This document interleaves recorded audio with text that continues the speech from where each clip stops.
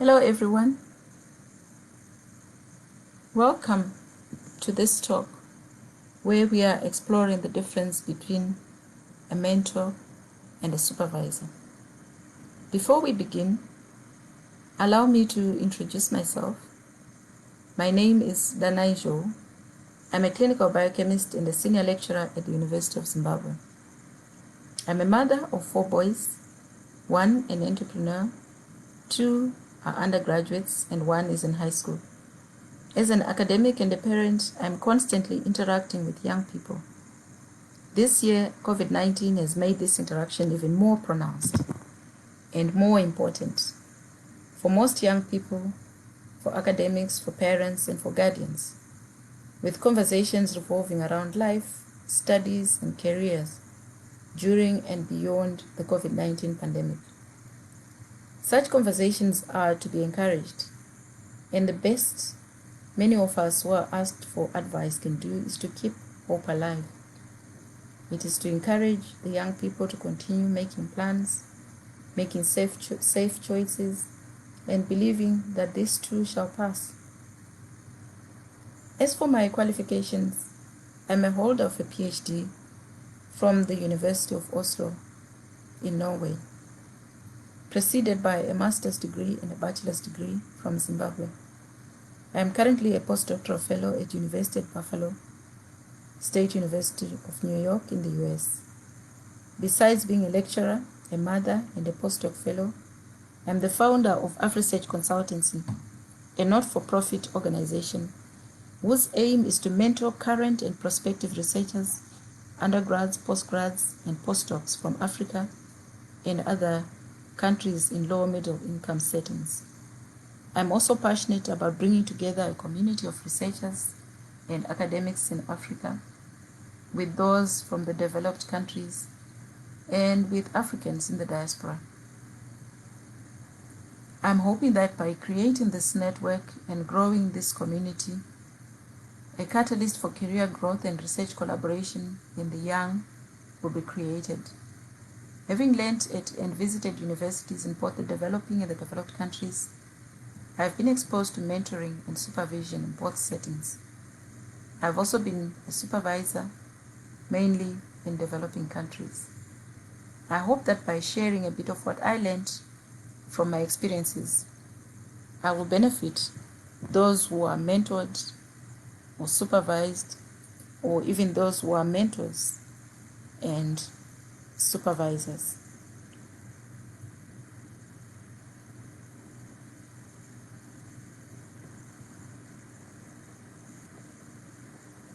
Mentorship and supervision are topics that interest many students and even lecturers. I found that out by participating in online webinars around research and postgraduate or postdoc studies, especially during this lockdown. In general, conversations, the topics have come up. As an example, I had been talking to a prospective mentee about the process of mentorship. He rightfully asked how long mentorship will last, how long it should last. Is it going to be a few hours or a few months, or the length of his PhD? To him, mentorship was the same as supervision. Another interesting discussion was a group chat that revolved around good and bad academic supervisors. In fact, one participant shared the story of an extreme outcome of bad supervision, where a student failed to get their master's degree. Another shared that there were some bad supervisors who were over-involved, that they almost carry out research on behalf of the student. It actually sounds a bit ridiculous, but this person was sharing from their own experience.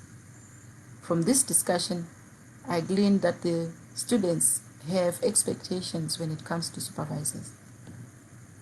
They appreciate that a good supervisor should be thorough, but give the students some academic freedom. Some supervisors were said to be emotionally unavailable. The discussion ended with a suggestion that perhaps effective supervisors need to be trained.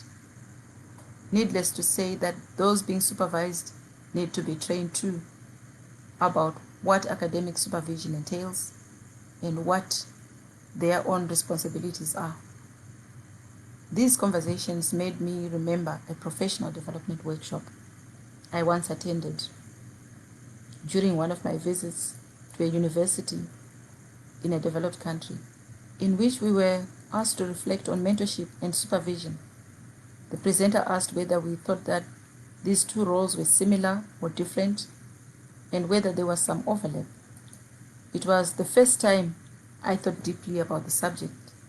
In developing countries, supervisors and mentors sort of imitate their own supervisors and mentors. In fact, supervision is part of undergraduate and postgraduate studies, but mentorship tends not to be. It is a choice and is mostly informal or passive. It's not bad to be informal or passive about mentoring. In fact, such mentorship has its place in Ubuntu. Informal mentoring is the conversation you may have with your grandmother, your teacher, your neighbor, your mom, where they ask you about your plans for the future and offer you advice.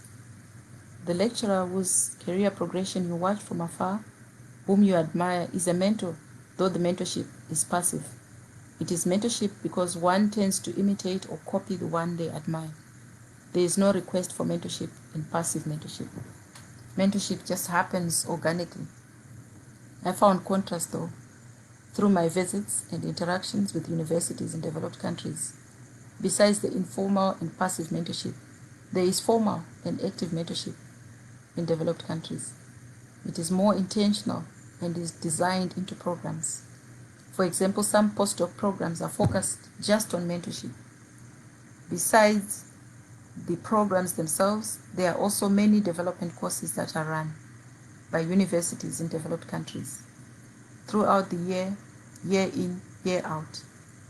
Such efforts equip both supervisors and mentors and are available to those being supervised and mentored. I have also had the privilege to mentor and supervise many of my former students. Though supervision was taken seriously by both my students and I, mentorship was fleeting and brief, leaving lots unsaid. Much more needed to be done. It was casual.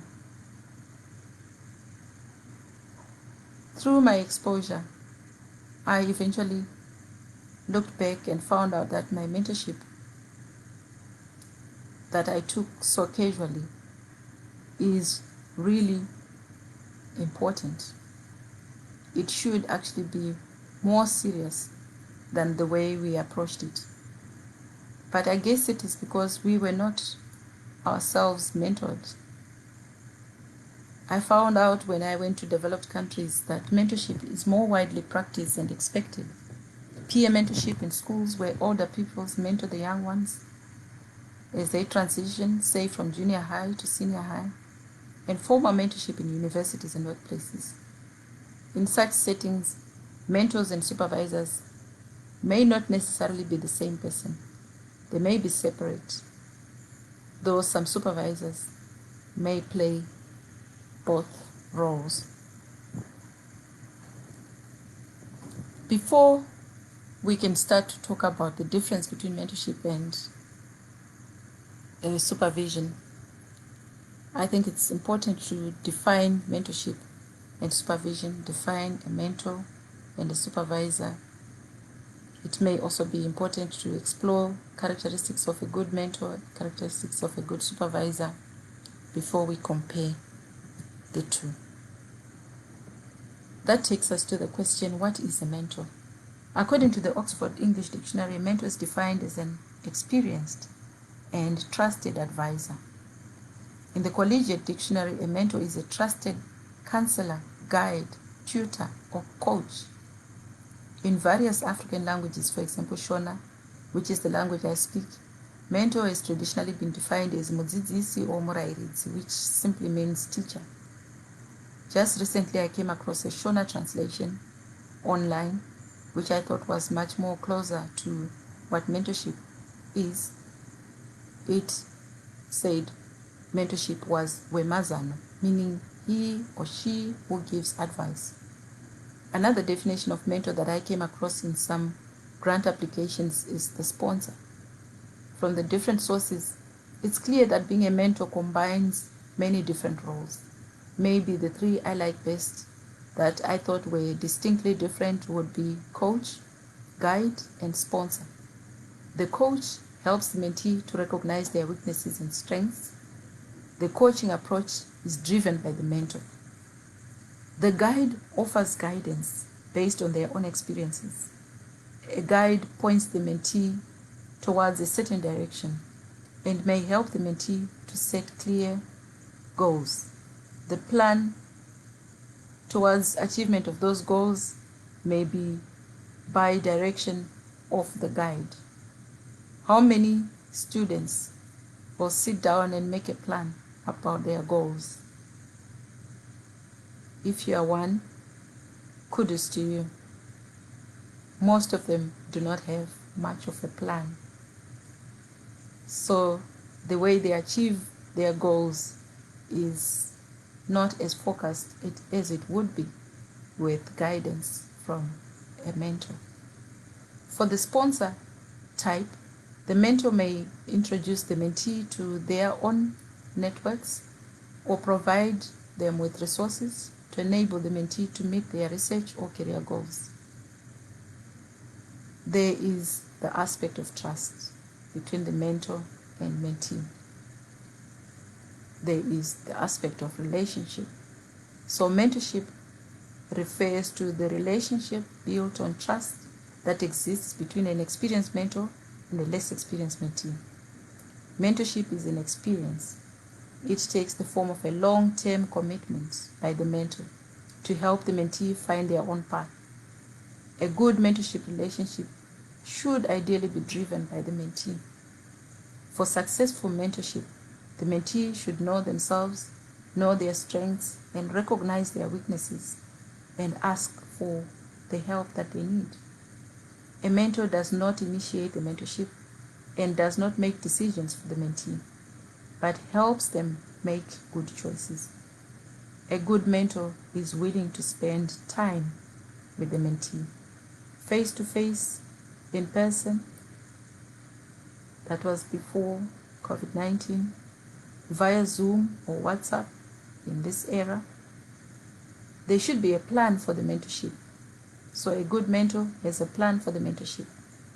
This can be created by reviewing the mentee's curriculum vitae, talking to them about their goals, guiding them to develop a plan that can be constantly reviewed. A good mentor praises, acknowledges, and encourages the mentee. The good mentor or effective mentor is an active listener, a role model, and gives honest feedback, whether good or bad. A good mentor should have good analytical skills and should set clear boundaries. Mentorship in all its forms is necessary. It is necessary because the process helps to provide professional development, to advance the mentee's career more quickly, boosts their confidence, develops creative and independent thinking, develops proactive approaches to tasks and projects, and creates faster career progression. In summary, a good mentor gives of their time. They have a plan. They praise, encourage, and give feedback. They do not replicate themselves through mentorship, but provide advancement and growth. So now we look at supervision. In this picture are two of my supervisors the day before my PhD thesis. We went to the venue to run through my presentations between 6 and 8 p.m. I had arrived in Norway, in Oslo, the day before that. I just had a day in between, and the next day I was presenting. I slept at 2 a.m. polishing up my presentations based on my supervisor's comments. That's the level of commitment that both the student and the supervisor should have. In supervision, the supervisor plays a central role, but the student also has a role to play. According to the Oxford Dictionary, a supervisor is one who oversees a person, an activity, or a task. In the Collegiate Dictionary, a supervisor is one that supervises, especially an administrative officer in charge of a business, a government, or an operation. In the academic setting, supervision is a systematic process that guides the student to the best methods in his educational process under the guidance of an appointed faculty or supervisor. In academic departments, supervision is essential, helping the student to follow the right processes and meet targets as set by the university. The goal of supervision is to ensure that the students are successful. In universities in developed countries, the role of a supervisor may be threefold. They are supposed to advise the student, monitor their academic progress, and act as mentor, as an expectation. There may be some complexity arising from this because supervisors must not only provide guidance and encouragement as mentors, but also take part in the evaluation and examination of progress and performance. Here are some qualities of a good supervisor that I found by listening to reviews of PhD students. A good or effective supervisor must have publications in high-impact journals and must have supervised other doctoral students before. I think I agree. I think it's important to check for a prospective supervisor's track record by going online and checking their portfolio or talking to their former students if you can. A good supervisor should be nurturing and available. She must offer quality time, or he must offer quality time. They must be prepared to give timely and constructive feedback. They should be supportive. They should make supervision their priority. They should be approachable, accessible, and be willing to interact with the student. A good supervisor is not only one who oversees the process, but is also a career and personal mentor. In my search for characteristics of a good supervisor, I came across a presentation listing characteristics of a bad supervisor. A bad supervisor is a perfectionist. They expect the student to be perfect, their papers to be perfect, their thesis to be perfect. According to the presenter, there is no such thing. So, expecting perfect write-ups every time is a sign of a bad supervisor. A bad supervisor criticizes a lot but does not offer clear step-by-step advice. This just leaves the student confused. A bad supervisor stays formal and stays in his or her shell. A bad supervisor does not respond about technical issues, does not introduce the student to other scientists and researchers. It's easy to pick what makes a good supervisor through all these. A good supervisor is somebody who has some form of relationship with their student. Although their tasks are mainly appointed tasks that they are supposed to carry out to make sure that the student carries out their project and hands in everything on time, an effective supervisor must have some kind of relationship with the student so that they understand any challenges that the student may have. So, let's look at mentorship versus supervision. Even though supervision is more about the completion of the task at hand, that is the handing in of the thesis and manuscripts, it seems effective supervision may also be about forming a relationship, guiding, coaching, sponsoring. So a good supervisor may also need to be a mentor. Like a mentor, an effective supervisor should give corrective feedback. There is definite overlap between these two similar but very distinct roles. It is clear that supervisors do not necessarily have to be mentors. A supervisor can be a supervisor without mentoring. What it means is that the student may need to be empowered to recognize that and find a mentor. You may find a mentor amongst the research group that you are part of, a senior, maybe you are a PhD, you look for a postdoctoral fellow in the group to be your mentor. You may have to find a mentor further afield, depending on the needs, because we need different mentors for different aspects of our lives. So you may need to look for a mentor outside of the academic circle. In many low and middle income countries and developing countries, most supervisors learned to be supervisors from their own supervisors. None of them might have experienced mentoring or mentorship. So don't expect such a supervisor to extend themselves and become your mentor. Mentorship should be organic. Mentorship should be about relationship. So it may be time to consider finding a mentor. If the supervision is so bad such that you think you are going to fail your degree, universities will allow you to change a supervisor. So it is your responsibility as a student to understand what your supervisor is supposed to offer you and what they are not supposed to offer you. And if they don't offer you mentorship, you do not have to stress about that, but to find a mentor. If it is the supervision that's lacking, then you must know the procedures that you need to take to try and get assistance. It is not a good sign to hear a student saying, I did not complete because my supervisor was bad. There is no need. Their roles as supervisors are clear.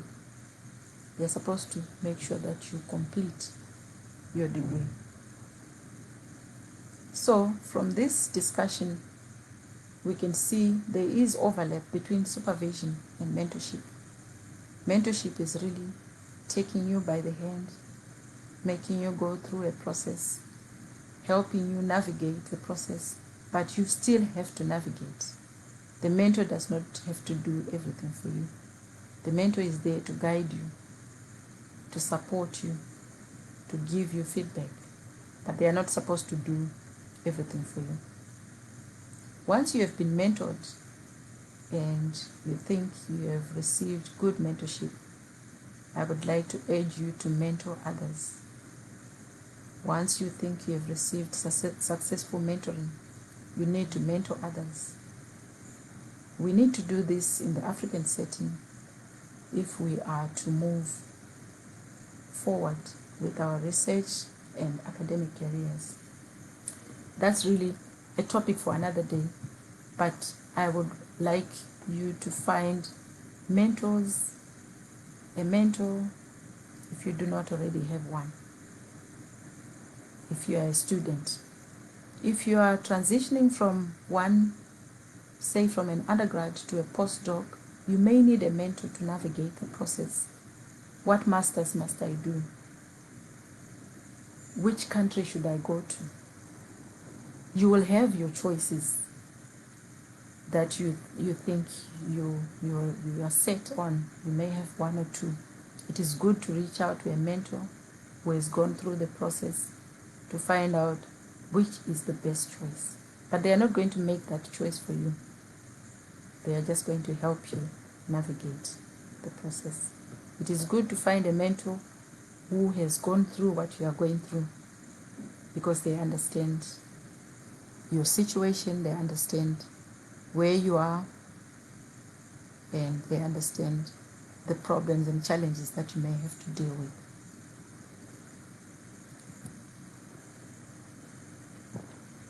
Now, I just wish to thank you very much for your support. I thank you for your many direct messages and emails. They're really appreciated. I'm getting busy now. Several prospective postgrads and postdocs are currently working on their applications as we speak, and I'm assisting them. For some, they just need a brief consult. That's okay too. For some, the dialogue will continue for longer. Let's keep the dialogue going, especially during this time of great uncertainty due to COVID-19. It's an honor to play my small role in mentoring and coaching those of you who have reached out. Keep inviting others and keep networking. The Facebook page is open for questions and sharing information about postgraduate and postdoc openings. Please follow AfriSage Consultancy on Instagram. Send your emails and WhatsApp messages. Be safe and keep well. I've also been posting invites to some presentations that are happening in other groups.